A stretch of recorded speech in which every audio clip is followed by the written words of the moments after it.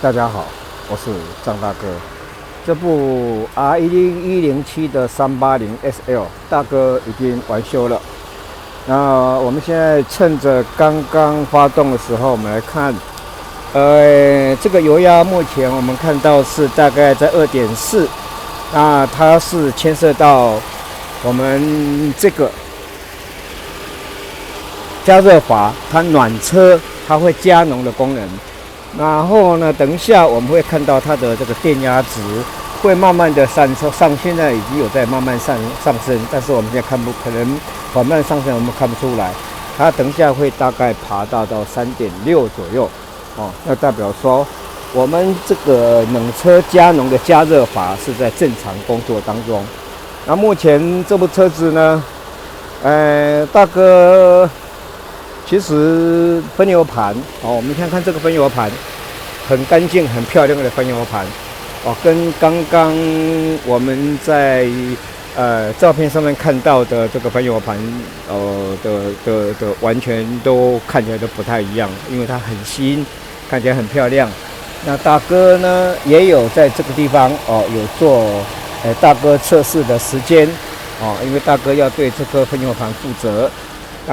这部车子呢，因为大哥，没有一疏忽，把分油盘整修好以后呢，那结果呢又被油箱2次污染，所以又拆了一次。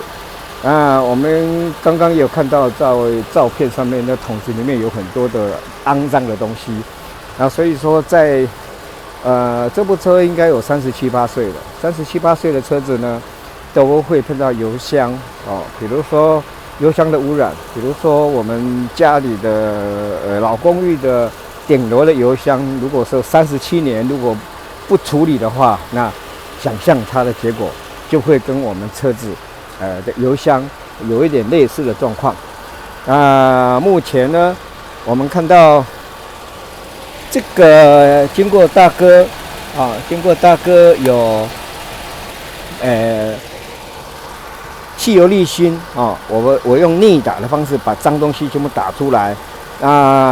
等车主呢，车子回去之后呢，油箱里面一定要整理，包含油箱里面的六角滤芯哦，都要整理，要换掉。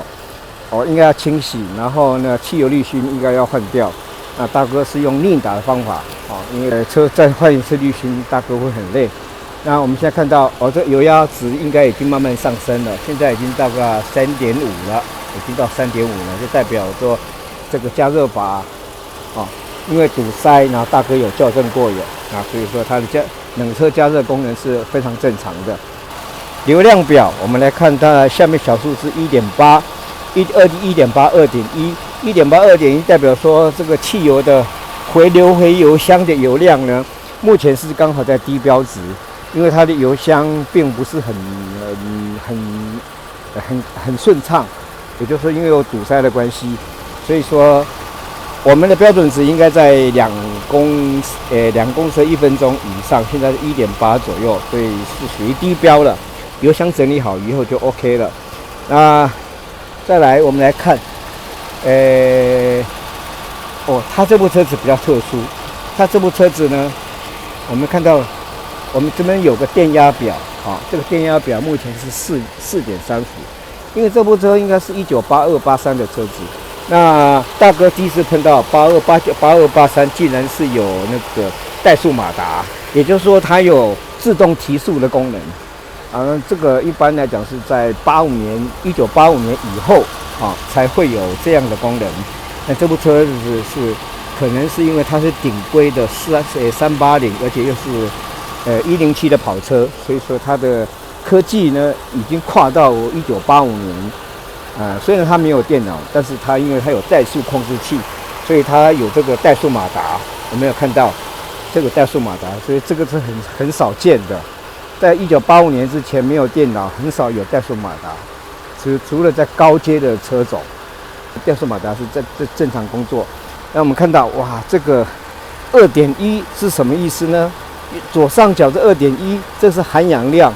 它含氧量2.0的话，已经是超低标了。我们来看大哥所接的这个地方，手机的这个地方，这个应该要，如果冷车启动，应该冒水了，就是它的含氧量，这个已经是超低标了。那能够达到1.9啊，如果以转换的话，1.91.9的含氧量的话，换算成我们验车值的吸油值，一定在1.0以下。应该如果以大哥这样预估，应该在0.5，所以说这个是超低标。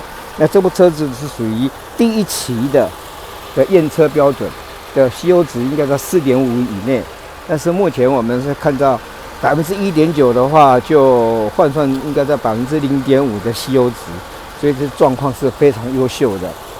那大哥有把后面的蓄压器换掉了，好，换掉了呢，解决了什么事情呢？解决了真的热车发不动。车主给我3个问题，其中有个问题就是说冷车可以发，热车发不动，原因就是因为它供油量不足。那蓄压器因为它漏油太严重了，所以说它的供油量不足，它绝对没有办法达到。现在目前看到2.01分钟的回流量。如果说以目前这个状况，它油箱不是很健康的时候呢，加上蓄压器又漏油，那它的打过来的油压力跟量也绝对不足。加上我们看到它的这个分油盘啊，它这个分油盘并没有它的出油量低于50%，所以说它供油不足，加上蓄压器漏油。所以造成热车发不动大哥解决第一个问题。第二个问题，他说会冒黑烟。冒黑烟这个问题的话，如果以吸油值、以含氧量来看的话，那它含氧量一定在10%几了。那10%几的时候，它就会冒黑烟。那现在是2.0%，吸油已经应该在0.5以下，0.5%以下。那为什么会这样子？因为我们有看到它第2缸根本不出油，就它第2缸不出油，其他的每一缸的出油量就50%，那造成它供油不平均。那我们车子要起步的时候呢，因为车子马力不足，我们油门踩重，就使得其他油量喷得多的就冒出了黑烟。那所以第2个问题也解决了，就是因为分油盘堵塞所造成的。那分电盘我们讲这个分电盘，这个分电盘大哥目前找不到这个现货。那经过整理以后大哥已经把它接点清过了以后呢，目前状况很好，但是它里面的打火头，因为打火头是1个对8个，它一直在那边旋转，还好打火头大哥找到有新品，已经换上去了，所以至少以分电盘的寿命来讲。应该在8万公里左右，预估。那至于说它的火星塞呢，当然它用到有电阻值的因为我们的高压线本身就有1K 到3K 左右的电阻。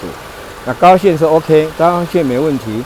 那我们来试着加速看看。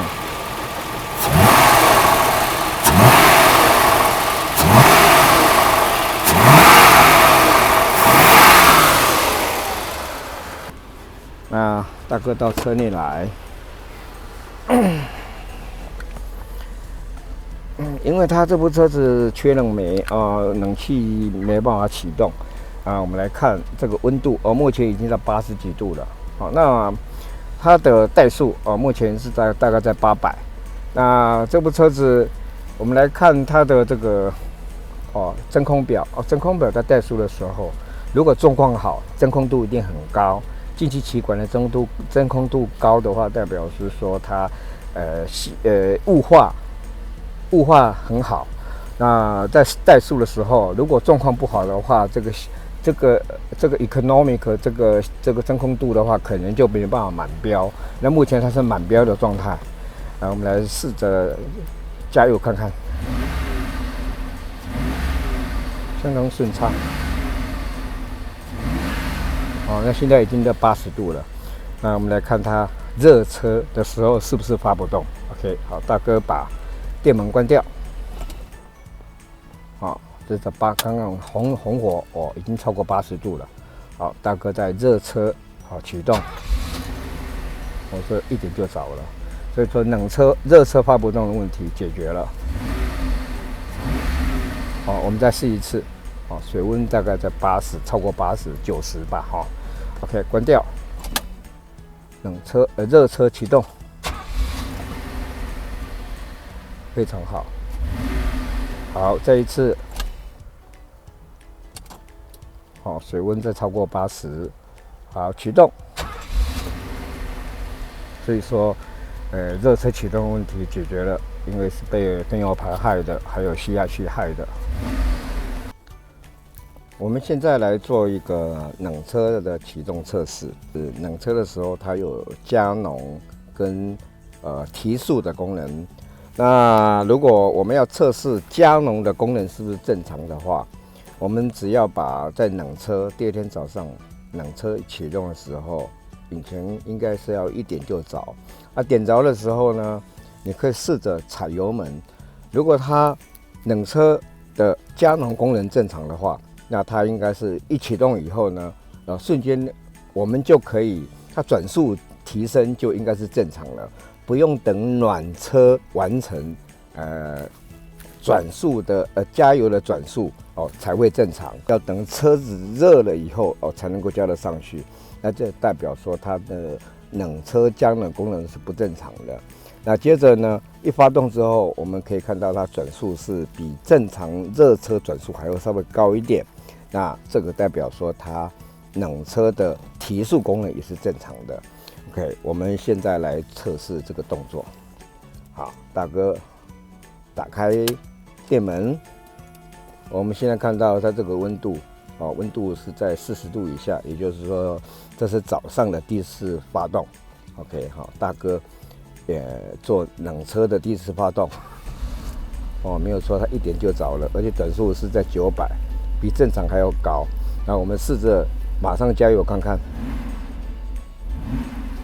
它几乎不会延迟，也就是说，它不用等到热车完成才能够提速，所以它这个冷车的功能是，加浓跟提速是正常的。这部车子目前大哥试的状况是不错的，是相当好，而且它整个外观珍珠白的相当漂亮。但是试车结果发现说它的刹车踩刹车它会偏右，而且蛮严重的，这应该要去前轮定位了。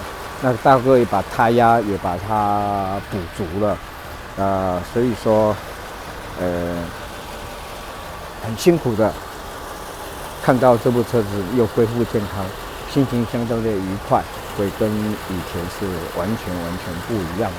那当时我们年纪久了以后，都碰到这个油路的部分因为机械式的我们都可以整修，说电子式的话模组坏了那就麻烦了，而且它靠很多的sensor靠很多的那个传感器。那传感器的话，如果老化我们连调的机会都没有了所以说机械式的是所谓的过老棍你在越久越陈越香，像老酒这样越陈越香今天大哥终于把这么漂亮的R1107的380把它处理好了心情相当愉快。也看到这个引擎大哥也大概把它清洗了一下，所以让它是感觉上是内外皆美。好，今天的报告就到此结束了，好，拜拜。